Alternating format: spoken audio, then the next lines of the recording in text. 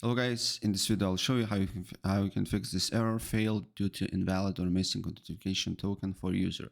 Retry to log in. So without further ado, let's get started.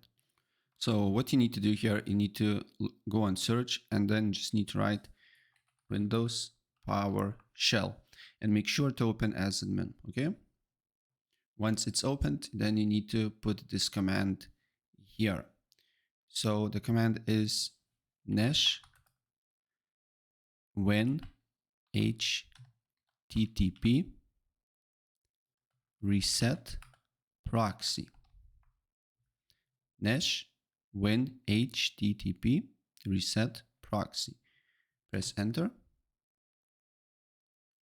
And then what you need to do here is to launch again, and your basically error should be solved. So that's pretty much it. If I help you out, please press like and subscribe for more. Take care. Bye.